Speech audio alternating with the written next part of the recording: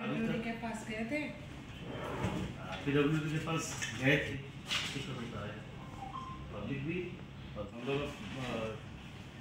Block की तुम तरफ से आए secretary president sorry Tiku modak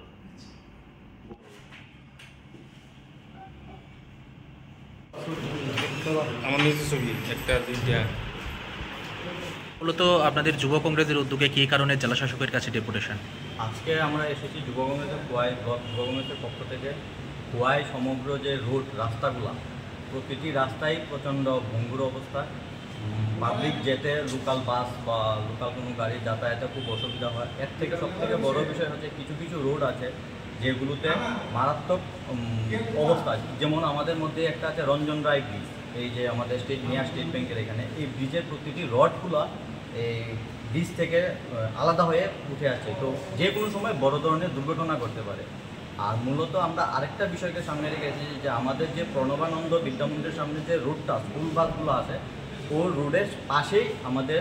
Khowai নদী, তো যদি এখানে রুটটা প্রতিনিয়তই ভঙ্গা থাকে, এখানে ভাঙ্গার কারণে বোল্ডার অনেকবার ফেলা হয়েছে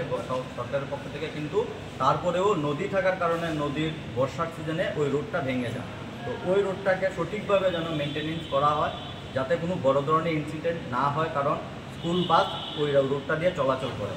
আর প্রতিনিয়তই আমরা আরেকটা জিনিস লক্ষ্য করতে পারছি যে আমাদের পহনমুড়া যে ব্রিজ, তাচ্চমণি থেকে পহনমুড়া ব্রিজ, এখানে আমাদের যে বুদারাঘাট অঞ্চলটা রোডের রাস্তার পাশে কোনো ফুটপাতই নেই, এখানে একবার পিএসের গাড়িও নিচে পড়েছিল, আবার পাবলিক গাড়িও নিচে পড়েছিল, তো এখানে যদি কোনো বড় ধরনের ইনসিডেন্ট হয় এটা তার দায়ভার কে নেবে? তাই আমরা খোয়াই ব্লক যুব কংগ্রেসের পক্ষ থেকে আজকে সবাই মিলে ডিএম মহোদয়ের কাছে আমরা একটা ডেপুটেশন দিয়েছি যাতে অতি সত্বর ওই রোডগুলো মেনটেনেন্স করা হয়, বিশেষ করে ওই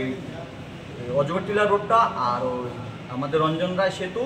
আর হচ্ছে এই পরমুড়া ব্রিজ সংলগ্ন যে রাস্তাটা ও যার ফুটপাত নেই।